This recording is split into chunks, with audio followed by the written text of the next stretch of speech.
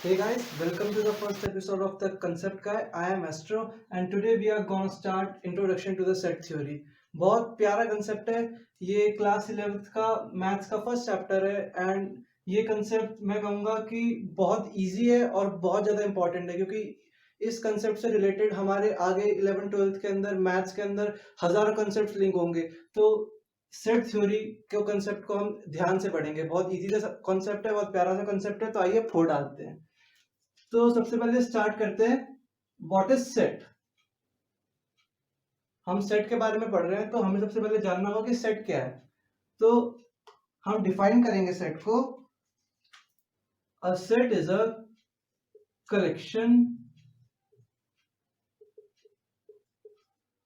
Of defined objects. बहुत ही sweet सी प्यारी सी definition लिखी हुई है एनसीईआरटी के अंदर। A set is a collection of defined objects और ये सेट को एकदम परफेक्टली डिफाइन करती है। सेट क्या है? एक कलेक्शन है किनका? डिफाइंड ऑब्जेक्ट्स का। सबसे इंपॉर्टेंट वर्ड जो इधर है वो है ये डिफाइंड। हर किसी ऑब्जेक्ट का कलेक्शन नहीं है सेट, डिफाइंड ऑब्जेक्ट्स का कलेक्शन है। अब डिफाइंड ऑब्जेक्ट्स क्या होते हैं कि जिन ऑब्जेक्ट्स की डेफिनेशन पहले से फिक्स होती है। मतलब कि अगर मैं आपको उन ऑब्जेक्ट्स के बारे में बोलूंगा तो जो ऑब्जेक्ट आपके दिमाग में आएगा वही ऑब्जेक्ट मेरे दिमाग में आएगा। फॉर एग्जाम्पल, अगर मैं आपके बारे में आपको बोलूं कि इवन नंबर्स, मैंने बोला आपको इवन नंबर्स, आपके दिमाग में क्या आया? 2, 4, 6, 8, 10 वगैरह वगैरह। और मेरे दिमाग में भी क्या आया? 2, 4, 6, 8, 10। हम दोनों के दिमाग में सेम चीज आई। तो यानी कि इवन नंबर्स आर डिफाइंड। इनकी डेफिनेशन है, ये डिफाइंड है। इवन नंबर्स कौन होते हैं? 2, 4, 6, 8, 10 जो 2 के टेबल में आते हैं। ये इवन नंबर्स की डेफिनेशन है। इवन नंबर डिफाइंड है। मैं आपसे बोलूं एनिमल्स, मैं आपसे बोलूं एनिमल्स, आपके दिमाग में क्या आएगा? Cat, lion, tiger etcetera. ये सारे एनिमल्स हैं। मेरे दिमाग में भी क्या आएगा? कैट, लायन, मतलब जितने भी एनिमल्स होते हैं। मैंने सारे एनिमल्स के बारे में बोला, मतलब जितने भी एनिमल्स होते हैं। तो मतलब एनिमल्स एक वेल डिफाइंड चीज है। हमें पता है कि कैट तुम्हारे लिए भी एनिमल है, मेरे लिए भी एनिमल है। लायन तुम्हारे लिए भी एनिमल है, मेरे लिए भी एनिमल है। लेकिन अगर मैं बोलूं डेंजरस एनिमल्स, इफ आई से डेंजरस एनिमल्स, तो तुम्हारे लिए शायद कॉकरोच या रैट वो डेंजरस एनिमल होगा। मेरे लिए लायन या टाइगर ये डेंजरस एनिमल होगा। या फिर मैं बोलूं फेवरेट सब्जेक्ट तुम्हारे लिए क्या होगा? कुछ भी हो सकता है। तुम्हारे लिए मान लो है आईपी, कंप्यूटर साइंस, या फिर पीएचई। मेरे लिए क्या है? मेरे लिए मेरे फेवरेट सब्जेक्ट्स है मैथ्स, फिजिक्स। तो जरूरी नहीं है जो तुम्हारे लिए फेवरेट सब्जेक्ट है वो मेरे लिए नहीं है। पीएचई मेरा फेवरेट सब्जेक्ट नहीं है लेकिन किसी का फेवरेट सब्जेक्ट होगा। मैथ्स मेरा फेवरेट सब्जेक्ट है लेकिन क्या पता किसी का फेवरेट सब्जेक्ट ना हो। तो favourite subject, dangerous animal are not defined thing. तुम्हारे लिए डेंजरस कॉकरोच है डेंजरस एनिमल, मेरे लिए नहीं है। तो ये जो डेंजरस एनिमल, फेवरेट सब्जेक्ट, जो रिलेटिव थिंग्स है जो हर किसी के लिए चेंज करती रहती है, उनका कलेक्शन सेट नहीं होता। इवन नंबर्स का कलेक्शन, ये इवन नंबर्स और इनको मैंने ऐसे ब्रैकेट में बंद कर दिया तो मैंने इनको कलेक्ट कर लिया। इनका collection, yes it is a set. Animals, animals का कलेक्शन, एनिमल्स का कलेक्शन क्योंकि एनिमल्स डिफाइंड चीज है, yes it is a set. Favourite subject का कलेक्शन रिलेटिव थिंग है, डिफाइंड नहीं है, पर ना ये सेट नहीं है।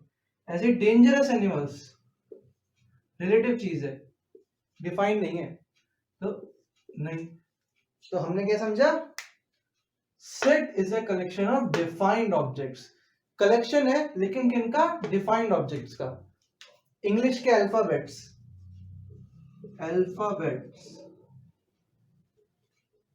ए बी सी डी, ठीक है। ये डिफाइंड ऑब्जेक्ट्स अल्फाबेट, तुम्हारे लिए भी अल्फाबेट है, मेरे लिए भी अल्फाबेट है, तुम्हारे लिए भी सी अल्फाबेट है, मेरे लिए भी सी अल्फाबेट है। This collection is a set. तो अब हमें समझ आ गया कि सेट क्या होता है, collection of defined objects, not relative objects. तो अब इन सेट्स को हम लिखते कैसे हैं, मतलब कि सेट्स को मैं रिप्रेजेंट कैसे करता हूँ, किसी को दिखाता कैसे हूँ अच्छे तरीके में।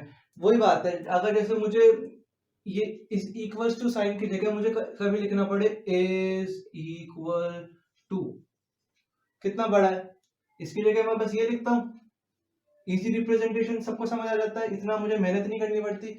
ऐसे ही मुझे सेट लिखने के लिए, सेट को रिप्रेजेंट करने के लिए कुछ टूल्स चाहिए। तो वो मैं क्या क्या लिखूंगा, तो मेरे पास दो तरह के टूल्स होते हैं, set representation,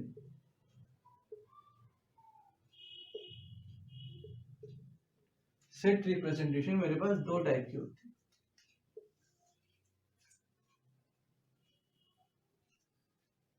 tabular form,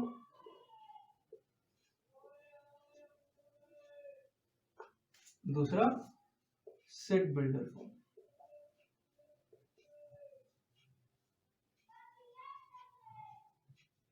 right, tabular form को हम बोलते हैं रोस्टेड फॉर्म, इसको रोस्टेड फॉर्म भी कहते हैं, नाम है। तो अब ये फॉर्म्स क्या होती हैं, फॉर एग्जाम्पल मेरे पास एक सेट है, सेट कलेक्शन ऑफ ऑब्जेक्ट्स, तो मेरे पास एक सेट है, मान लो a set of even numbers,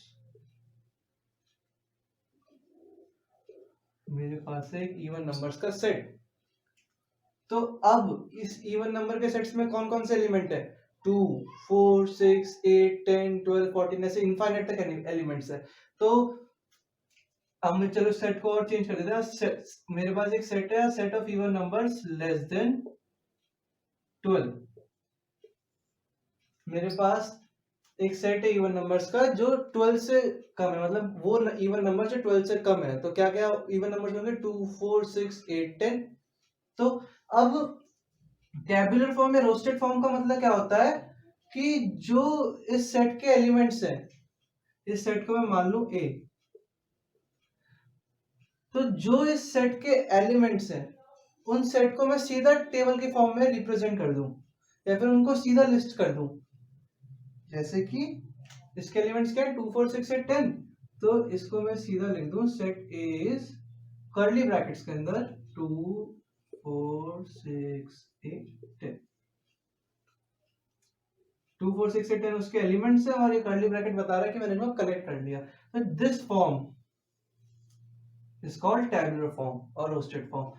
तो इसको मैं ऐसे भी लिख सकता हूँ, मतलब कलेक्शन है तो कलेक्शन का ऑर्डर इंपॉर्टेंट नहीं है, मैंने किसी भी चीजों को कलेक्ट कर लिया, मैंने मान लो फॉर एग्जांपल वहां से एक पेपर कलेक्ट करा, वहां से कोई मैगजीन कलेक्ट करी, उन सबका मैं कलेक्शन बना रहा हूँ। तो मैं अगर कलेक्शन बना रहा हूँ तो मुझे उसका ऑर्डर इंपॉर्टेंट नहीं है, मुझे उनके ऑर्डर से क्या काम, मुझे कोई चीज उनसे बाद में ढूंढनी थोड़ी है उसमें से कि अच्छा इस डेट का न्यूज़पेपर निकाल के दो, मैं उनका कलेक्शन बना रहा हूँ उनको रद्दी में बेचने के लिए, तो मुझे कोई ऑर्डर से मतलब ही नहीं है। तो इसका मतलब set is a collection, set is a collection, इसके ऑर्डर से कोई लेना देना नहीं है। इस सेट को मैं ऐसे भी लिख सकता था, 6 8 4 2 10, किसी भी ऑर्डर से लिख सकता था। तो सेट का में जो एलिमेंट्स है उनका ऑर्डर डजंट मैटर, ये इसका मतलब ये नहीं कि गलत है, ऑर्डर डजंट मैटर।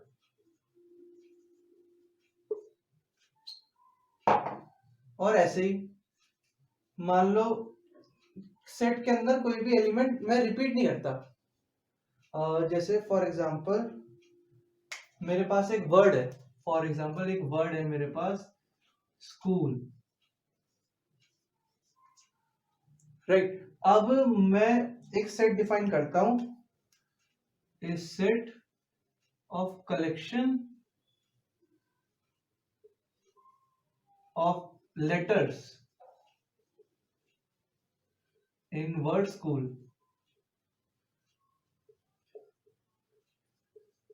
इस स्कूल में जितने भी लेटर्स है SCHOOL इन सब का कलेक्शन जो है मैं उसको वो एक सेट डिफाइन करता हूं। मैं इसको सेट का नाम देता हूं S। तो पहली बात तो ये सेट है या नहीं है? बिल्कुल है। क्योंकि SCHOOL are defined things, so this is set. इनका कलेक्शन एक सेट होगा। तो इनको कलेक्ट कैसे करूंगा मैं? ब्रैकेट लगाऊंगा, एक एरिया बनाऊंगा जहां मुझे इनको कलेक्ट करना है, फिर SCHOOL ऐसे मैंने इनको कलेक्ट कर लिया। तो अब इनको मैंने कलेक्ट कर लिया, इनको मैंने S नाम दिया, तो इसको मैंने टेबुलर फॉर्म में लिख लिया। लेकिन अभी जो ये स्कूल वर्ड है इसमें यहाँ पे O 2 बार आ रहा है, तो मैं इनको कलेक्ट कर रहा हूं, इनको बेसिकली वो डिस्टिंग्विश करने के लिए कि इनको मेरे पास किस किस तरह के लेटर है। मेरे पास S लेटर है, मेरे पास C लेटर है, मेरे पास H लेटर है, मेरे पास O लेटर है, मेरे पास L लेटर है। तो मैं इनको डिस्टिंग्विश करने के लिए कलेक्ट कर रहा हूँ। एक कलेक्शन में एक से ज्यादा चीज हो तो उसको दो दो बार दिखाने से क्या फायदा? मुझे इनकी कोई गिनती से तो मतलब है नहीं कि इसमें कितनी गिनती है, मैं तो उसको कलेक्ट कर रहा हूँ। तो यानी कि इसको दो दो बार दिखाने से कोई मतलब नहीं, तो इसको मैं ऐसे लिख सकता हूँ। इसका मतलब मैं इसका वो भी चेंज कर सकता हूँ, इसका मैं सीक्वेंस भी चेंज कर सकता हूँ, दैट डजंट मैटर। एंड ये गलत नहीं है, ये भी सही है, लेकिन जनरली कहा जाता है कि सेट्स को हम ऐसे ही दिखाएं, उनमें कोई रिपीटेशन ना कराए, क्योंकि रिपीटेशन कराएंगे तो फिर मतलब सेट फालतू में लंबा बन जाएगा, हमें ज्यादा चीजें लिखनी पड़ेंगी और जिससे कोई फायदा नहीं हो रहा। तो इस वजह से हम टेबुलर फॉर्म में रिपीटेशन नहीं कराते। तो हमने दो चीजें सीखी, क्या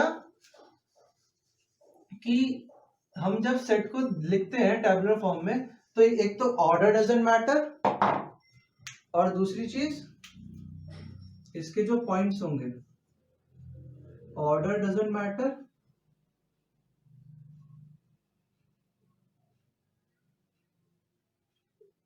और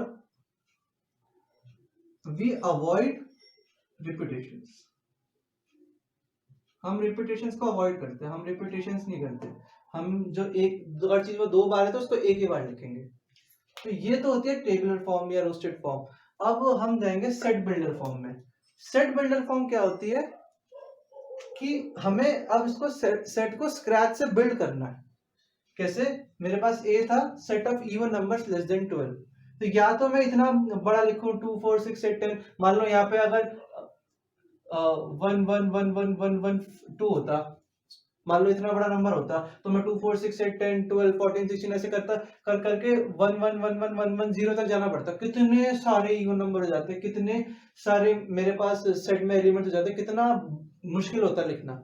लेकिन जो ये सेट बिल्डर फॉर्म है, इसमें मैं क्या करता हूँ, सेट के अंदर का जो कोई एलिमेंट है मैं उस एलिमेंट को कुछ मान लेता हूं, मैं उसे x मान लेता हूं। सेट ए, इसको कर्ली ब्रैकेट कलेक्शन करने के लिए मैं इस ए के अंदर यहां पे मैं क्या चीज लिखूंगा, x है। इस सेट ए के अंदर x है, वो x क्या है, इसके एलिमेंट मैंने उसमें से x मान लिया उनके एलिमेंट को, तो सेट में x है। फिर मैं यहां पे लिखता हूं कॉलन। मैथ्स में कॉलन का मतलब होता है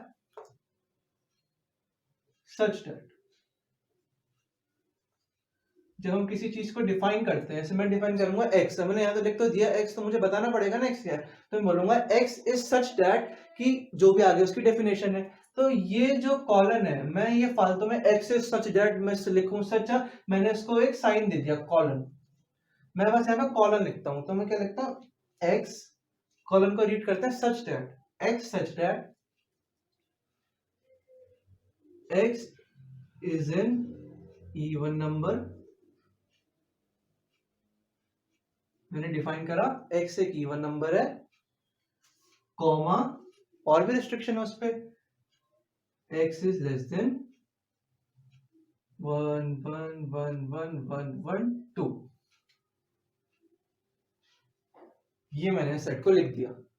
जो सेट आएगा, अगर मैं उसका टेबुलर फॉर्म में हुआ 2 4 6 8 10 12 14 16, मुझे यहाँ तक करना पड़ेगा, लेकिन मैंने सिंपली लिख दिया x is such that x is an even number, x एक इवन नंबर है और x is smaller than this number. अब इसका मतलब क्या हुआ कि वो सामने वाला पढ़ेगा, अच्छा इस सेट में x है, x क्या है, x एक इवन नंबर है और x इस नंबर से छोटा है, तो फिर वो सोचेगा x एक इवन नंबर है और उस नंबर से छोटा है, तो मतलब x की वैल्यू क्या हो सकती है, 2 4 6 8 10 12 डॉट डॉट डॉट डॉट कर कहाँ कितनी हो सकती है, 1 1 1 1 1 1 1 0, यहाँ तक हो सकती है। तो यानी कि x की वैल्यू यहाँ तक हो सकती है, तो वो समझेगा अच्छा x की वैल्यू इतनी हो सकती है, तो इस सेट में ये सारी वैल्यूज है, मतलब जो जो वैल्यूज में आ रही है वो x है, तो x की जितनी भी पॉसिबल वैल्यूज हो सकती है वो सारी उस सेट के अंदर होंगी। x की जितनी भी पॉसिबल, जो हमने x के डेफिनेशन करने के बाद जो यहाँ पे हमने कंडीशन लगाई, उस कंडीशन को सेटिस्फाई करती हुई x की जितनी भी वैल्यू होंगी वो उस सेट के एलिमेंट होंगी। तो ये होती है सेट बिल्डर फॉर्म। और जैसे x इज इवन है तो मैं इसको ऐसे भी लिख सकता था, a is equals to x such that x equal to 2n, comma x is smaller than this बड़ा सा number, comma n belongs to natural number। अब सिंस मैं अपने सेट को छोटे से छोटा लिखना चाहता हूं तो मेरे पास बहुत सारे साइन आ गए। अब देखो मेरे पास कौन कौन से नए नए साइन आए। एक तो मेरे पास आया था ये कॉलन, ठीक है, मेरे पास ये स्मॉलर देन, इसका साइन सबको पता ही है। एक है मेरे पास नया साइन आया एप्सिलॉन टाइप्स बिलोंग्स टू, तो और एक और मेरे पास नया साइन आया है ये n क्या है, कैपिटल N, ये स्मॉल। अब वैसे मैंने क्या करा, x is equal to 2n, मतलब x क्या है 2 into n। अब n क्या है, मैंने उसको बताया x 2n है, तो अब बोल रहा है n क्या है, तो मैं बोलूंगा n एक नेचुरल नंबर है। इस साइन का मतलब होता है बिलोंग्स टू,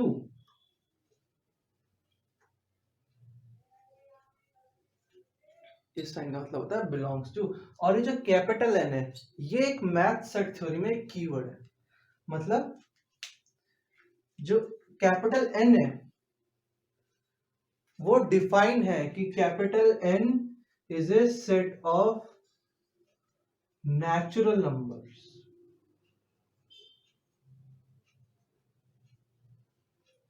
N है, कैपिटल N का मतलब होता है सेट ऑफ नेचुरल नंबर्स। अब कहीं भी कैपिटल N दिखा मिल जाए तो इसका मतलब क्या है कि वो कैपिटल N बताता है कि वो कैपिटल N है सेट ऑफ नेचुरल नंबर्स। ऐसे कैपिटल Q वो होता है set of rational numbers. Capital Z वो होता है set of integers. Capital R वो होता है set of all the real numbers, जितने भी रियल नंबर्स है उन सबका सेट होता है। ये कुछ कॉमन हमारे पास कीवर्ड्स है और एनसीईआरटी में बहुत सारे कीवर्ड्स दे रखे हैं, जैसे Q प्लस, ये होता है set of positive real rational numbers. Q का मतलब रैशनल और उस पर प्लस लगा दिया तो पॉजिटिव रैशनल नंबर्स। सो ये हमारे पास कुछ कीवर्ड्स होते हैं, ठीक है। और ये बिलोंग्स टू का मतलब क्या होता है कि वो जो छोटा n है वो कोई भी सेट में से कोई भी सेट के पहले बिलोंग लग रहा हो तो मतलब वो उसके अंदर कोई एलिमेंट है। जैसे मेरे पास कोई सेट है 1 7 9 12 15, कोई मेरे पास सेट है ये, तो मैं बोल दूं कि मेरे पास एक नंबर है कोई y, तो y belongs to this set. y belongs to this set मतलब कि इसमें से जितने भी एलिमेंट्स है सेट के अंदर उसमें से कोई कोई एक एलिमेंट y है, मतलब y इस सेट का एक एलिमेंट है। बिलोंग्स टू का मतलब होता है y बिलोंग्स टू, मतलब y उससे बिलोंग करता है, मतलब क्या कि y उसके अंदर कोई एलिमेंट है, यानी कि y की वैल्यू क्या हो सकती है 1 7 9 12 15। ये ऐसे ही small n belongs to capital N, small n belongs to set of natural number, यानी कि स्मॉल n इस सेट ऑफ नेचुरल नंबर का कोई एलिमेंट है, यानी कि स्मॉल n एक नेचुरल नंबर है। तो इससे मैंने क्या बोला आपको कि small n is a natural number, n belongs to capital N मतलब small n is a natural number. अगर होता है n बिलोंग्स टू R मतलब small n will be a real number, तो वो इरेशनल भी हो सकता था, √2 भी हो सकता था, रेशनल हो सकता था और कुछ भी हो सकता था। तो small n belongs to N मतलब small n is a natural number. तो इससे क्या मैंने बोला कि स्मॉल एन एक नेचुरल नंबर है। नेचुरल नंबर क्या होता है 1 2 3 4 5 6 7 dot dot dot to infinite. तो यानी कि स्मॉल एन है वो नेचुरल नंबर है 1 2 3 4 5 6 7 वो है। और x इक्वल टू 2n का मतलब क्या है? तो अगर n की वैल्यू 1 2 3 4 5 है, अगर स्मॉल n की वैल्यू 1 2 3 4 ऐसे है तो x की वैल्यू क्या क्या होगी? x की वैल्यू 2n है तो यानी कि x की वैल्यू होगी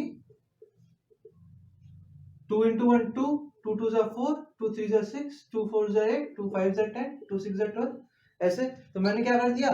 मैंने इनफाइनाइट वो इवन नंबर्स का सेट जनरेट कर दिया x इक्वल टू 2n। अगर x की वैल्यू 1 है, n की वैल्यू 1 है तो x की वैल्यू 2 होगी, n की वैल्यू 2 है तो x की वैल्यू 4 होगी, n की वैल्यू 3 है तो x की वैल्यू 6 होगी। तो यानी कि मैं इस इक्वेशन से कहना चाहता हूं कि x is a even number. मैं ये कह रहा हूं कि x एक इवन नंबर है। क्यों? क्योंकि n की वैल्यू 1 2 3 4 5 6 7 है तो मतलब n की वैल्यू और x की वैल्यू क्या है 2, फिर उसको 2 से मल्टीप्लाई करेंगे 2 4 6 8 10 तो यानी कि x क्या हो गया? एक इवन नंबर हो गया। तो इस बड़ी सी चीज की लिखने की जगह मैंने ये लिख दिया, इसकी जगह तो मैंने ये लिखा है, तो इस चीज की जगह मैंने ये और ये इतने से मैं काम कर दिया। और ये बड़ा सा टेबुलर फॉर्म की जगह ये इतनी सी चीज से मेरा काम हो गया। तो ये था हमारे पास सेट को लिखने का तरीका। आगे की वीडियोस में हम इस चैप्टर के अंदर और आगे बढ़ेंगे। Thank you.